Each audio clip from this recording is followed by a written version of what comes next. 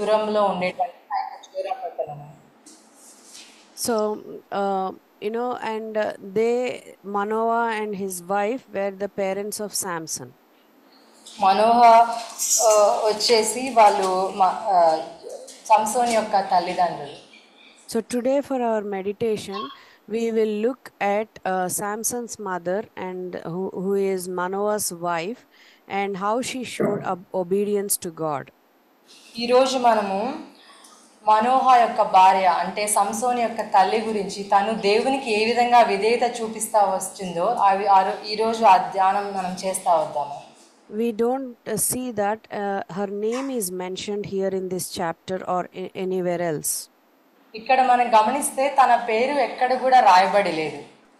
So but we can learn a simple a tip or what she has done by showing the obedience. ఇక్కడ మనం ఈ మొక్క జీవితం ద్వారా తను ఎంత చక్కగా చాలా సింపుల్గా తను దేవునికి ఎంత విధేయత చూపిస్తా వచ్చిందో మనం ఈరోజు గమనిస్తా రావచ్చు. So from her story we will see what we can learn about obedience and how it relates to our families and our children. ఈరోజు తన యొక్క జీవితం ద్వారా మనం ఎన్నో విషయాలు నేర్చుకుంటా రావచ్చు. మనము మన యొక్క కుటుంబాలు కూడా తను చూపించేటువంటి విధేయత ద్వారా మనం కూడా నేర్చుకోవాల్సిన విషయాలు చాలా ఉన్నాయి. So we will firstly meditate verses 1 to 5. మనము ఈరోజు 1 నుంచి 5వ వచనం వరకు చదువుకుంటా వద్దాము. If one of you can read chapter 13, Judges chapter 13 verses 1 to 5. 1 నుంచి 5వ వచనం వరకు మనం చదువుకుంటా వద్దాము. ఇశ్రాయేలీయులు మరలా యెహోవా దృష్టికి దోషులు కాగా యెహోవా 40 సంవత్సరములు వారిని ఫిలిష్తీయుల చేతికి అప్పగించెను. ఆ కాలమున చదువు.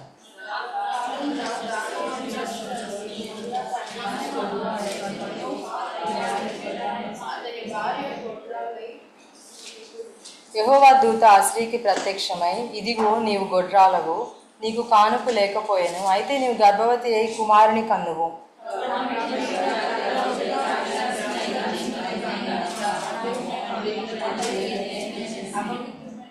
నీవు గర్భవతి వేయి కుమారుని కన్నువు, అతని తల మీద మంగళ కత్తి వేయకూడదు.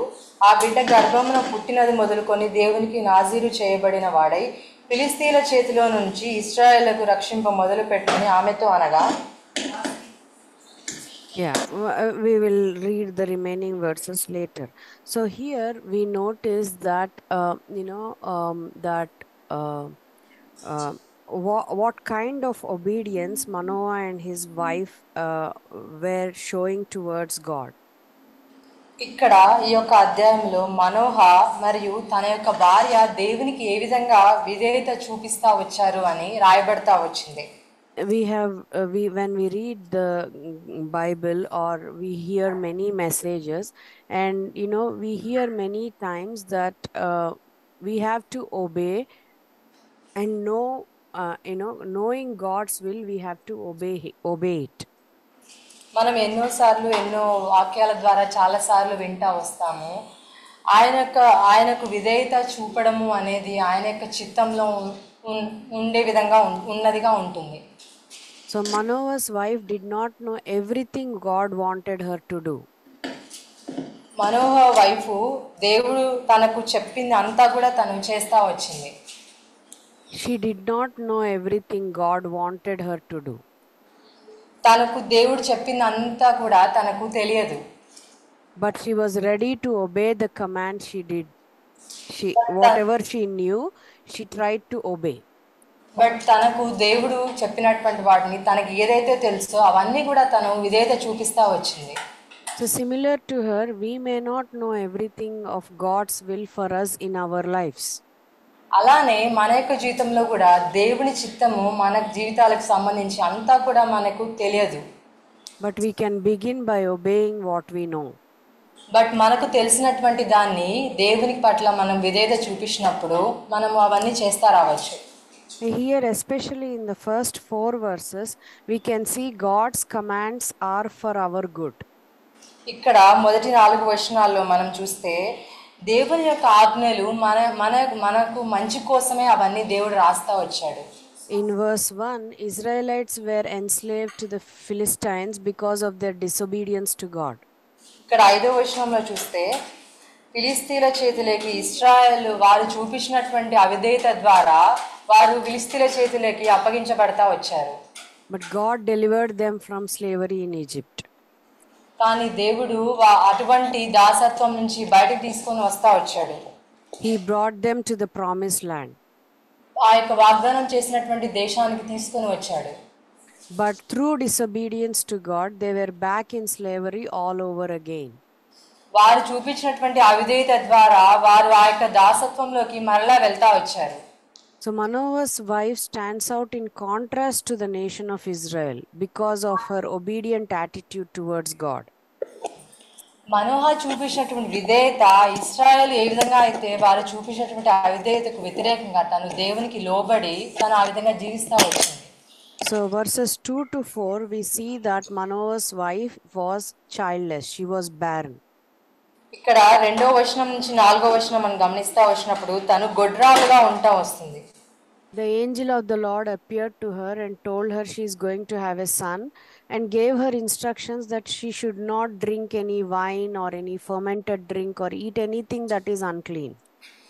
మనోహ వైఫ్ ఆ విధంగా గొడ్రాలై ఉన్నప్పుడు తర్వాత దేవుని యొక్క దూత వచ్చి తను గర్భం దాలుస్తుంది, ఒక కుమారుని కంటది అని చెప్పి తను పాటించాల్సినటువంటి నియమాలు ఏవైతే ఉండాలో అవన్నీ కూడా దూత మనోహ భార్యకు చెప్తా వచ్చింది.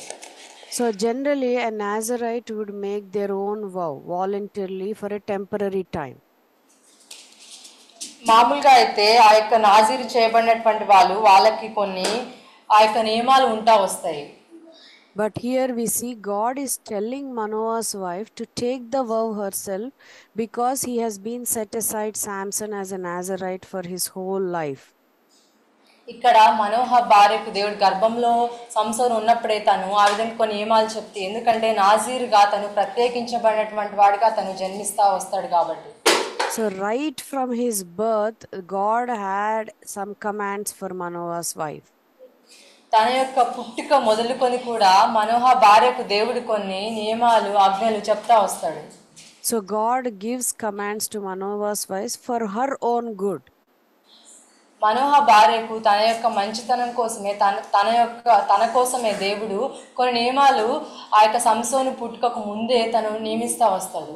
So as God plans to miraculously give her a child even though she is barren.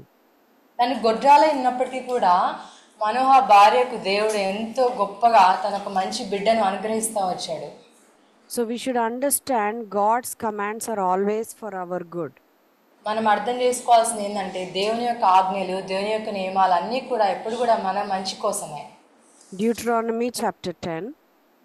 ద్వితీయోపదేశకాండము 10వ అధ్యాయము. Deuteronomy chapter 10 verse 12 and 13. 12, 14 13. 13. ఆయన మార్గములన్నిటిలో నడుచుచు ఆయనను ప్రేమించి నీ దేవుడైన యెహోవాను నీ పూర్ణ మనసుతోనూ నీ పూర్ణ ఆత్మతోనూ సేవించి నీ మేలు కొరకు నేను నీకు ఆజ్ఞాపించు యెహోవా ఆజ్ఞలను కట్టడలను అనుసరించి నడుచుకుంటూ నన్ను మాట కాక నీ దేవుడైన యెహోవా నిన్ను మరి ఏమి అడుగుచున్నాడు? Yeah. So God is asking us to fear him and walk in all his ways. దేవునికి భయపడి ఆయన యొక్క మార్గాల్లో మనం నడుచుకోవాలని దేవుడు మన దగ్గర నుంచి కోరుకుంటూ వస్తున్నాడు. He is asking us to love him. మనం ఆయన్ని ప్రేమించాలని ఆయన కోరుకుంటున్నాడు. He wants us to serve the Lord our God with all our heart and with all our soul and follow all God's commands for our good. ఆయన్ను పూర్ణ హృదయంతో, పూర్ణ ఆత్మతో, పూర్ణ మనసుతో ఆయన్ని మనం వెంబడించాలి, ఆయన్ను ప్రేమించాలి అని అవన్నీ కూడా మన మంచి కోసమే దేవుడు అవన్నీ మనకు ఆజ్ఞలు రాయిస్తూ వచ్చాడు. So we have to obey what we know of God's will. మనము కాబట్టి దేవుని యొక్క చిత్తానికి లోబడేటువంటి విధంగా ఉండాలి. Because God's commands are for our good. ఎందుకంటే దేవుని యొక్క ఆజ్ఞలు, దేవుని యొక్క నియమాలు అవన్నీ కూడా మన మంచి కోసమే. We are not here to question them. మనం ఇక్కడ ఆయన్ను ప్రశ్న వేయడానికి లేము. So, secondly, in that portion, Judges chapter 13, 1 to 5, in verse 5, God's commands are for the good of our children. ఇక్కడ వచనంలో మా 5వ వచనంలో చూసినప్పుడు ఈ యొక్క న్యాయాధిపతుల్లో ఆ యొక్క ఆజ్ఞలు ఆ యొక్క నియమాలు అన్నీ కూడా దేవుడు మన మంచి కోసమే రాయిస్తా వచ్చాడు. మనకు And they are also good for our children. అవన్నీ మన పిల్లలకు కూడా మనం పాటించినప్పుడు అవెంతో మేలుకరంగా ఉంటాయి. So God's commands were not only for the good of Manoah and his wife, but as God was giving instruction, they are for the good of those around her, and because of her child is part of God's plan to deliver the Israelites from the Philistines. ఇక్కడ దేవుని యొక్క ప్రణాళిక మనోహ భార్య పట్ల మాత్రమే కాదు, ఆ యొక్క ప్రణాళిక పట్ల వారి విధేయత చూపించినప్పుడు ఆ యొక్క చుట్టుపక్కల ఉన్నటువంటి వారికి తన యొక్క బిడ్డ ద్వారా ఆ యొక్క ఫిలిస్తీయుల చేతిలో నుంచి విడిపింపబడడానికి కూడా ఇదంతా ఎంతో ఉపయోగకరంగా ఉంటుంది. Deuteronomy chapter 4 verse 40. ద్వితీయోపదేశకాండము 4వ అధ్యాయము 40 వచనం చదువుతున్నాం. మరియు నీకును నీ తరువాత 40 మరియు నీకును నీ తరువాత నీ సంతానపు వారికి క్షేమము కలుగుటకై నీ దేవుడైన యెహోవా సర్వకాలము నీకు ఇచ్చిన దేశంలో నీవు దీర్ఘాయుష్మంతుడు అవ్వనట్లు నేడు నేను నీకు ఆజ్ఞాపించు ఆయన కట్టడలను ఆజ్ఞలను నీవు భయపడవలెను. 4:40. అయిపోయింది.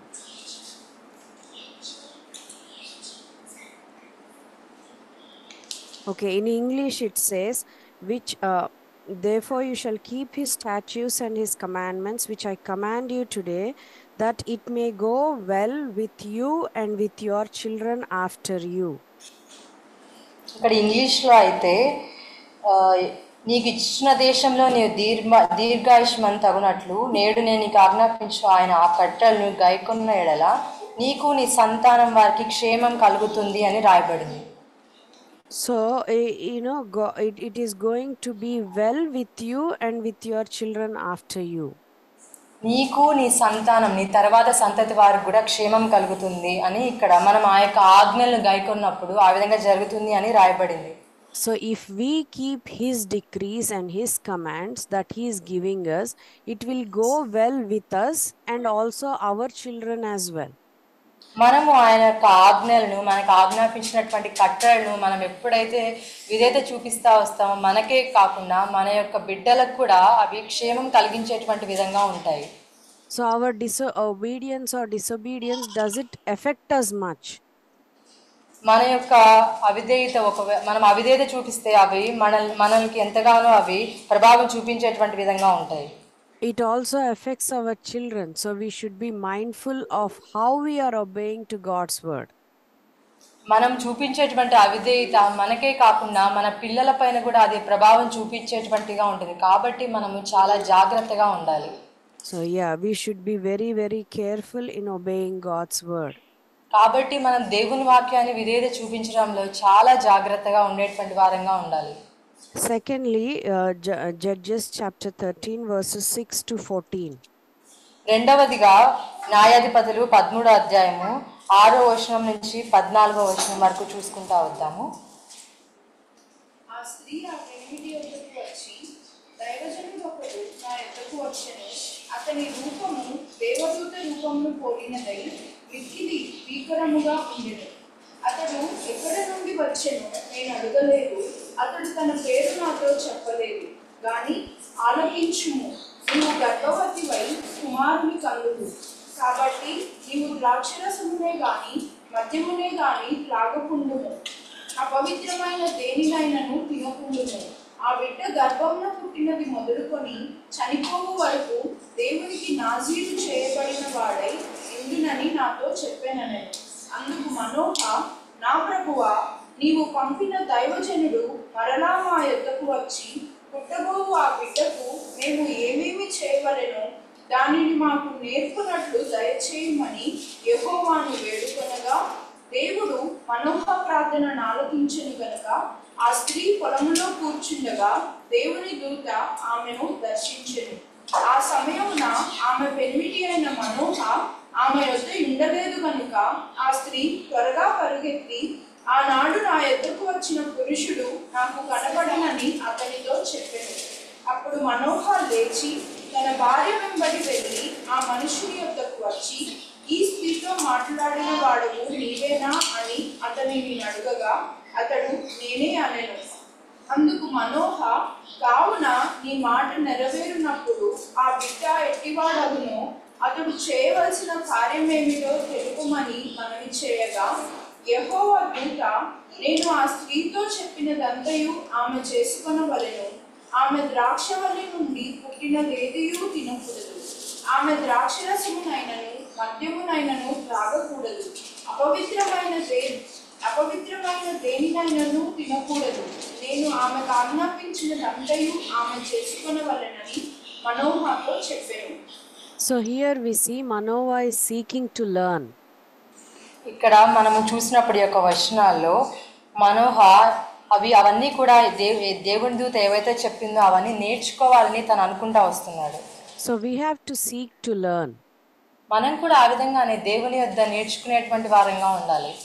If God's commands are for our good and for the good of those around us and our children, then naturally we want to learn even more of God's will so that we can follow Him even better. మనము మన పట్ల దేవుడికి కలిగినటువంటి ఆ యొక్క మన దేవుడు మనకి ఇచ్చినటువంటి ఆ యొక్క ఆజ్ఞలు కట్టడలు అవన్నీ కూడా మనకు మన చుట్టుపక్కల ఉన్నటువంటి వారికి మన పిల్లలకు మేలుకరంగా ఉంటాయి కనుక మనం ఇంకా దేవుని యొక్క చిత్తాన్ని జరిగించడంలో ఇంకా ముందుకు వెళ్ళేటువంటి విధంగా, అంతేకాకుండా అనేక విషయాలు ఆయన దగ్గర నుండి నేర్చుకునేటువంటి వారంగా ఉంటూ రావాలి. In verses 6 to 8 we see Manoah prayed to the Lord and said, that let the man of God whom you sent again come to us. So he's asking God to help. 6వ వచనం నుంచి 8వ వచనం గమనిస్తా వచ్చినప్పుడు మనోహ ఆ విధంగా తన దగ్గరికి దేవుని దూత వచ్చి చెప్తా వచ్చినప్పుడు తను ఎంతో ఆసక్తిగా మరలా వాటిని వినాలని తను కోరుకుంటా వచ్చాడు. So first we have to read God's word. మొట్టమొదట మనం దేవుని యొక్క వాక్యాన్ని చదవాలి. The more we know God's word, the more we will know God's will for our life. మనం ఎంతగా దేవుని యొక్క వాక్యాన్ని చదువుతా వస్తామో దేవుని చిత్తాన్ని కూడా మనము అంత చక్కగా కనుక్కుంటా వస్తాము. But along with reading God's word, we can do what Manoah and his wife did in verses 6 to 8. మనము దేవుని వాక్యం చదువుతో పాటు ఇక్కడ మనోహ వాళ్ళ భార్య 6వ వచనం నుంచి 7వ వచనం ఏ విధంగా చేస్తా వచ్చారో మనం కూడా ఆ విధంగా చేస్తా రావాలి. Manoah's wife goes and tells her husband about her meeting with the angel and God's instructions. మనోహ భార్య మనోహతో తను దేవుని దూత తన దగ్గరకు వచ్చి ఏ విధమైనటువంటి నియమాలు వించింది, తను గర్భవతి అవుతుందని చెప్పి ఏ విధమైనటువంటి అవన్నీ చెప్తా వచ్చిందో అవన్నీ కూడా తన యొక్క భర్తతో చెప్తా వచ్చింది. But see how Manoah and his wife work as a team in these verses. ఈ యొక్క వచనాల్లో మనోహ భార్య ఒక టీమ్గా పనిచేస్తూ వచ్చారు.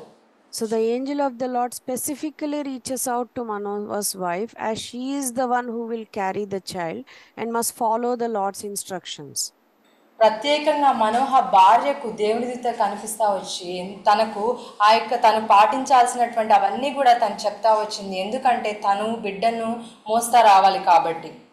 But as soon as Manoah heard about it, he was there with her and he wanted to see God's will and know more about it. మనోహ కూడా తన యొక్క భార్య చెప్పిన తర్వాత తను కూడా ఇంకా దాని గురించి మరలా దేవుని దూత ద్వారా తను వినాలని, ఇంకా ఎక్కువగా దాని గురించి నేర్చుకోవాలని, ఆ యొక్క దేవుని చిత్తాన్ని నెరవేర్చాలని తను కూడా ఎంతో ఆసక్తిని కనపరుస్తూ వచ్చాడు. So Manoah prays for further instructions. మనోహ ఇంకా వేరే నియమాలు ఏమైనా దేవుని దూత చెప్తాడా అని తను ప్రార్థిస్తూ వచ్చాడు. Manoah is not satisfied with just knowing the preliminary things what his wife came to know. మనోహ తన భార్య తనకు చెప్పినటువంటి ఆ యొక్క కొన్ని సంగతులు మాత్రమే కాకుండా ఇంకా ఎక్కువగా తెలుసుకోవడానికి తను ఆసక్తిని కనపరుస్తూ వచ్చాడు. ఆ విధంగా ప్రార్థన చేస్తూ వచ్చాడు. He wanted to know more. ఇంకా తను ఎక్కువగా తెలుసుకోవాలని అనుకుంటున్నాడు. So he asked for God's help in raising their child. తను అందుకే తన యొక్క బిడ్డను పెంచేటువంటి విధానం గురించి దాని విషయంగా తెలుసుకోవాలని తను ఆ విధంగా అడుగుతా వచ్చాడు. And they were working as a team, both wife and husband. ఇక్కడ భార్యాభర్తలు ఇద్దరు కూడా కలిసి పనిచేస్తా ఒక టీమ్గా కలిసి పనిచేస్తా వచ్చారు ఈ యొక్క సందర్భంలో. That should be in our lives as well, as wives and husbands. ఇది ఇలాగే మన యొక్క జీవితాల్లో కూడా భర్త భార్యలుగా మనం కూడా ఆ విధంగా కలిసి దేవుని యొక్క చిత్తాన్ని జరిగించేటువంటి విషయంలో ఉండాలి. We also need to ask for God's help in raising our children. మన యొక్క పిల్లల్ని పెంచేటువంటి విషయంలో దేవుని యొక్క చిత్తాన్ని దేవుని యొక్క సహాయాన్ని మనం కోరుకునేటువంటి వారంగా ఉండాలి. We need to ask for God's help in living a godly life and in learning more of His will for our life and for our children's. దేవుని యొక్క చిత్తాన్ని నెరవేర్చడంలో దేవుని యొక్క ప్రణాళికను మన పట్ల, మన యొక్క కుటుంబం, మన యొక్క పిల్లల పట్ల నెరవేర్చడానికి మనము కలిసి ఆ విధంగా పనిచేస్తూ రావాలి. Psalm chapter 86, కీర్తనలు 86వ అధ్యాయము verse 11. 11వ వచనం. యెహోవా, నేను నీ సత్యం అనుసరించి నడుచుకున్నట్లు నీ మార్గము నాకు బోధించుము. నీ నామమునకు భయపడినట్లు నా హృదయమునకు ఏకదృష్టి కలుగచేయుము. So this is the prayer of David. He is asking God to teach His ways. ఇక్కడ దేవుణ్ణి తన యొక్క మార్గాలను బోధించమని దేవుణ్ణి అడుగుతా వస్తున్నాడు. That should be our prayer too. It teaches us how to pray and ask God to help us. ఇలాగే మనం కూడా ప్రార్థన చేస్తూ రావాలి. ఆయన యొక్క కట్టడలు లేకుంటే ఆ యొక్క నియమాలను మనకు ఆయన బోధించమని మనము ఆయన అడుగుతూ రావాలి. If we want to learn more of God's will for our life, we need to read God's word so we know more of His will. మనం ఆయన యొక్క చిత్తాన్ని మన యొక్క జీవితంలో జరిగిస్తూ రావాలి అంటే మనం ఎక్కువగా ఆయన యొక్క వాక్యాన్ని చదువుతూ రావాలి. ఆయన్ని బోధించమని ఆయన యొక్క వాక్యం నుంచి మనం అడుగుతూ రావాలి. And also pray as we read and ask for God's help. దేవుని యొక్క సహాయాన్ని మనము ప్రార్థన చేసి ఆ విధంగా మనం ఆయన యొక్క సహాయాన్ని తీసుకుంటూ రావాలి. And in verses 9 to 14, we see that we should believe in God's promises. మనం 9వ వచనం నుంచి 14వ వచనం చూసినప్పుడు మనము ఆయన యొక్క వాగ్దానాన్ని నమ్మేటువంటి వారంగా ఉండాలి. As we just heard that Manoah prays asking God's help. ఇక్కడ మనం చదివినప్పుడు చూస్తే మనోహ దేవుని యొక్క సహాయాన్ని కోరుతా వచ్చాడు. But now in these verses 9 to 12, we see that God answers Manoah's prayer. ఇక్కడ 9వ వచనం నుంచి 12వ వచనం చూస్తా వచ్చినప్పుడు దేవుడు మనోహ యొక్క ప్రార్థన ఆలకిస్తా వచ్చాడు. And the angel of the Lord visits Manoah's wife once again. దేవుని యొక్క దూత మరలా మనోహ యొక్క భార్యను మళ్ళీ వాళ్ళకి దర్శిస్తా వచ్చింది. Immediately she hurries to tell her husband, and Manoah follows his wife to meet the angel. మనోహ భార్య ఆ విధంగా తన దేవుని దూత కనపడతా వచ్చినప్పుడు మనోహ చెప్పింది. మనోహ వెంటనే వచ్చి తను అక్కడికి వస్తా వచ్చాడు. Manoah asks him, when your words are fulfilled, what is to be the rule for the boy's life and work? ఇక్కడ నీ యొక్క వాక్యం మీరు చెప్పినటువంటి నియమాలు కట్టడి నెరవేరులాగా మేము ఈ యొక్క పుట్టేటువంటి బాబు విషయంలో మేము ఏం చేయాలి అని తను అడుగుతా వచ్చాడు. If we notice, he asks when, not if. ఇక్కడ చూస్తే ఎప్పుడు అని తను అడుగుతా వచ్చాడు మనోహ. So Manoah and his wife not only ask for God's help, but they believe God's promise. వాళ్ళు మనోహ భార్య అది దేవుని ఊరికి అడగడమే కాదు, కానీ దేవుని యొక్క వాగ్దానాన్ని దేవుని దూత వారితో చెప్పినటువంటి మాటల్ని వారు నమ్ముతా వచ్చారు. So as we read God's word and ask Him for help, we will come across many beautiful and precious promises in God's word. మనం కూడా దేవుని యొక్క వాక్యాన్ని చదువుతా వచ్చినప్పుడు, మనం దేవుని యొక్క చిత్తాన్ని ఆయన దగ్గర కనపడతా వచ్చినప్పుడు మనకు కూడా దేవుడు ఎంతో గొప్ప వాగ్దానాలను మనకు చూపిస్తా వస్తాడు. అవన్నీ కూడా మనం చదువుతా వస్తాం ఆయన యొక్క వాక్యంలో. God gives us these promises for the good of us and our family. దేవుడి యొక్క వాగ్దానాలన్నీ కూడా మన కొరకు, మన కుటుంబాల కొరకు, మన యొక్క బిడ్డల క్షేమం కొరకే రాసిస్తా వచ్చాడు. So we have to believe God's promises and trust and follow Him. మనము దేవుని యొక్క వాగ్దానాన్ని ఆ విధంగా నమ్మాలి. అవన్నీ నమ్మి మనం వాటికి విధేయత చూపించి వాటిని వెంబడించేటువంటి వారంగా ఉండాలి. There is one English song which says, "Trust and obey, for there is no other way." ఒక ఇంగ్లీష్ పాట కూడా ఉంటుంది, విధేయత చూపించి నమ్మి విధేయత చూపించి విధేయత చూపించినప్పుడు దానికంటే మించినటువంటి వేరొక మార్గం లేదు అని. So our faith and obedience to the Lord will have great effect on our family for generations to come. మన యొక్క నమ్మకము, మన యొక్క విధేయత మనం చూపించినప్పుడు మనకే కాకుండా మన యొక్క నెక్స్ట్ సంతతి వాళ్ళు కూడా మేలు పొందేటువంటి వారుగా ఉంటారు. Exodus chapter 20 verse 5 and 6. నిర్గమాకాండము 20 అధ్యాయము 5వ వచనం 6వ వచనం. ఏదైనగా ఈ దేవుడైన యెహోవా నేను దోషము గల దేవుడనే. నన్ను ద్వేషించు వారి విషయంలో 3-4 తరముల వరకు తండ్రుల దోషమును కుమారుల మీదకి రప్పించుచు, నన్ను ప్రేమించి నా ఆజ్ఞను కైకొను వారిని 1000 తరముల వరకు కరుణించు వాడినై ఉన్నాను. So here we see that obedience is so much important. ఇక్కడ మనం గమనిస్తే విధేయత అనేది చాలా ముఖ్యమైనది. Our obedience, our disobedience makes much difference. మన యొక్క విధేయత, మన యొక్క అవిధేయత అనేది మనపైన మన యొక్క పిల్లలపైన చాలా ప్రభావాన్ని చూపించేటువంటి విధంగా ఉంటాయి. Yeah, not only in our life but in the life of our children and our children's children for generations to come. మన యొక్క జీవితం పైన కాదు కానీ మన యొక్క పిల్లలు, వాళ్ళ పిల్లల యొక్క జీవితాల పైన కూడా మనం చూపించేటువంటి యొక్క విధేయత అనేది ప్రభావితం చేస్తుంది. So Manoah believes God's promise concerning the child and he asks God for further instructions. In answer, God affirms the importance of his wife's obedience in this matter. ఇక్కడ మనోహ తను ఆ విధంగా అవన్నీ కూడా తను తెలుసుకొని దేవుని యొక్క నియమాలు, ఆజ్ఞలను గర్భంలో ఉన్నటువంటి బిడ్డ పట్ల ఏ విధంగా పాటించాలి అవన్నీ కూడా తను ఎంతో ఆసక్తిగా కనపరిచి తన యొక్క భార్య చెప్పినటువంటి ఇవన్నీ కూడా తను నమ్మి ఆ విధంగా ముందుకెళ్తా వచ్చాడు. So the remaining verses 15 to 25, since we don't have time, we will not read, but once you go home you can read these verses. Here we will see the rest is in God's mercy and grace. ఇక్కడ 15వ వచనం నుంచి 20వ వచనం వరకు చూస్తే ఇక్కడ దేవుడు వారి పట్ల చూపించేటువంటి కృపా కనికరం మనకు కనపడతా వస్తుంది. That is nothing but what we learned is obey. When we obey God's will, and those will be for our good and for the good of our children.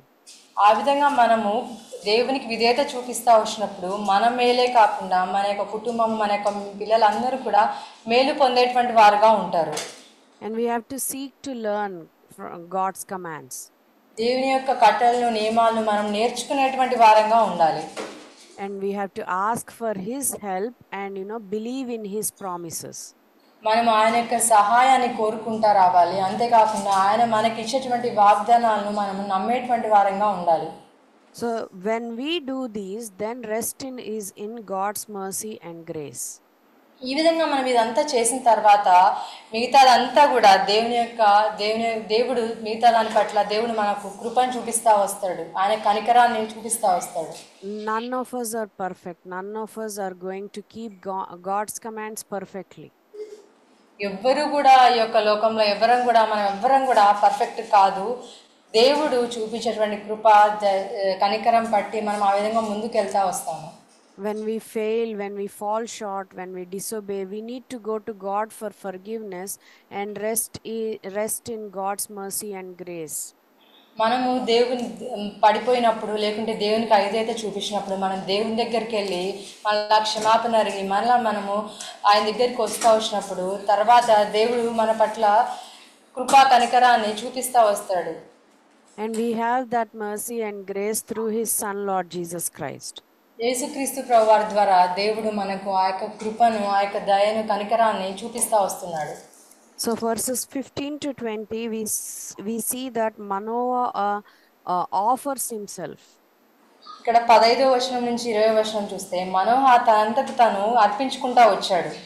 So we have to offer ourselves to God. మనము అర్పించుకుంటా రావాలి దేవుడికి. When we rest in God's mercy and grace, this will help us to offer ourselves to God even more. మనం ఎప్పుడైతే ఆ విధంగా చూపిస్తూ వస్తామో దేవుడు మన పట్ల చూపించిన కనికరాన్ని బట్టి మనం ఆ విధంగా మన యొక్క జీవితాల్లో కూడా మనల్ని మనం అర్పించుకుంటూ రావాలి. God in his mercy came to Manoah and his wife and promised her a child even though she was barren. తను మనోహ భార్య వారు కూడా మనోహ భార్య కూడా గర్భవతిగా ఉన్నప్పుడు వారు దేవునికి ఆ విధంగా దేవునికి ఆ విధంగా విధేయత చూపించడం బట్టి దేవుడు అలాంటి గర్భాన్ని కూడా తెరిచి తను బిడ్డకు జన్మనిచ్చేటువంటి విధంగా చేస్తూ వచ్చాడు. That was all mercy and that was all grace. అదంతా కూడా దేవుని యొక్క కృప, దేవుని యొక్క కనికరం. And so how did Manoah and his wife respond? ఇక్కడ మనోహ భార్య ఎలా వాళ్ళు రెస్పాండ్ అవుతా వచ్చారు. That is what we see in verse 15 and verse 16, that they offered themselves to God. ఇక్కడ 15-16 వచనంలో ఇదే మనం గమనిస్తా రావచ్చు. వాళ్ళు దేవునికి వారు సమర్పించుకుంటా వచ్చారు. Manoah doesn't know that he's talking to the angel of the Lord. వారికి తెలుసు దేవుని యొక్క దూతతో వారు మాట్లాడుతూ వస్తున్నారని. Manoah doesn't recognize the angel of the Lord. మనోహ దేవుని యొక్క దూతను తను గుర్తుపడతా రాలేదు. And so he offers him something to eat. So అక్కడ తను దహన బలిగా భోజనాన్ని అర్పిస్తా వచ్చాడు. He offers something to eat. I mean, just like, some stranger has come or something to eat. But then the angel of the Lord tells him instead to prepare a burnt offering and offer it to the Lord. ఇక్కడ మనోహ ఎవరో కొత్త వ్యక్తి వస్తే ఏదైనా food మనము అర్పిస్తా వచ్చినట్టు తను అక్కడ ఉండి ఒక భోజనాన్ని ఇచ్చి తను బలిగా అర్పిస్తా వచ్చినప్పుడు అక్కడ దేవదూత చెప్తా వస్తుంది, మీరు ఒక దహన బలిని అర్పించాలి అని మనోహతో చెప్తా వచ్చింది. So a burnt offering in the Old Testament represented offering our whole self to the Lord in obedience and devotion. ఇక్కడ దహన బలి అంటే పాత నిబంధనలో మనంతకు మనము హృదయపూర్వకంగా మనము ఆయనకు సమర్పించుకోవడము. So in obedience and in devotion. మనం విధేయతతో ఆ విధమైనటువంటి ధ్యానంతో ఆయనకు మనము సమర్పించుకోవడం. And verses 17 to 20 we read, Manoah asked the angel his name. 17వ వచనం నుంచి 20వ వచనం చూస్తే మనోహ దేవుని దూతను మీ పేరేమిటి అని అడుగుతా వస్తున్నాడు. But he says his name is beyond understanding. అప్పుడు దూత ఏం చెప్తా వస్తుందంటే ఇది చెప్పనసక్యం కానిది అని దేవుని దూత మనోహతో చెప్తా వస్తుంది. So Manoah takes the burnt offering and sacrifices it on the rock to the Lord once again as a symbol of he and his wife offering themselves to the Lord in obedience and devotion. ఇక్కడ మనోహ భార్య నైవేద్యంగా ఒక మేకపిల్లని తీసుకొని దేవునికి అర్పిస్తా వచ్చాడు. అది దేనికి వారు చూపించినటువంటి విధేయత, అంతేకాకుండా వారికి దేవుని పట్టినటువంటి ఆ యొక్క భయము ఈ దహన బలి అనేది దాన్ని తెలియజెప్తా వస్తుంది. So Manoah and his wife watch as the angel of the Lord ascends back to heaven on the flame. అక్కడ మనోహ భార్య కూడా తను ఆ యొక్క దూత మాట్లాడుతూ వచ్చినప్పుడు తను కూడా ఎంతో ఆశ్చర్యంగా ఫీల్ అవుతా వస్తుంది. So they don't expect that, so they fall with their faces to the ground. వాళ్ళు ఇటువంటి గొప్ప కార్యాన్ని చూసినప్పుడు ఏమవుతుందంటే వాళ్ళు ఎంతో ఆశ్చర్యంగా అంటే భయపడి ఆ విధంగా నేలకు పడిపోయినటువంటి వారుగా సాగిలపడినటువంటి వారుగా ఉన్నారు. So God also calls us to offer ourselves to the Lord. దేవుడు కూడా మన దగ్గర నుంచి కూడా ఆ విధంగా మనల్ని మనం ఆయనకు అప్పగించుకోవాలని కోరుకుంటా వస్తున్నాడు. Romans 12:1 says to offer our bodies as living sacrifices. రోమా 12:1 కూడా మన యొక్క శరీరాలను ఆయనకు అర్పించుకోవాలి అని వ్రాయబడతా వచ్చింది. So in view of God's mercy and grace, just like Manoah and his wife offered the burnt offering, we offer ourselves to God as a living sacrifice. This is part of our worship of God. ఇది కూడా మనం కూడా ఆ విధంగా మనోహ భార్య ఈ విధంగా అయితే వాళ్ళ దహన బలి వాళ్ళు దేవునికి సమర్పించుకుంటా వచ్చారు. మనం కూడా దేవునికి అంగీకార యోగ్యంగా ఆ విధంగా దహన బలిని మనము దేవునికి అర్పించేటువంటి వారంగా మన యొక్క శరీరాలను ఆయనకు సజీవ యాగంగా అర్పించేటువంటి వారంగా ఉండాలి. So verses 21 to 25, we should trust in Christ's sacrifice for our sins. 21 నుంచి 25 వరకు చూస్తే దేవుడు మన కొరకు చేసినటువంటి ఆ యొక్క గొప్ప క్రయధనం త్యాగం గురించి తెలియచెప్తా వస్తుంది. So the angel of the Lord was a visible representation of God himself. ఆ యొక్క యెహోవా దూత అని రాయబడింది. అది అక్కడ స్వయాన దేవుడిగా అక్కడ ఉంటా వచ్చింది. So Manoah knows that no one can see God and live, and so he tells his wife, we are doomed, we have seen God, we are going to die. ఎవ్వరు కూడా ఈ మనిషి కూడా దేవుని యొక్క స్వరూపాన్ని చూడలేరు కనుక ఆ విషయం మనోహ తెలుసుకొని మనము దేవుణ్ణి చూస్తా వచ్చాము, మనం ఇంకా మరణం అవుతాము అని తన భార్యతో చెప్తా వస్తాడు. But his wife answers him, if the Lord had meant to kill us, he would not have accepted a burnt offering and grain offering from our hands, nor shown us all these things, or now told us this, that, I will bear a son.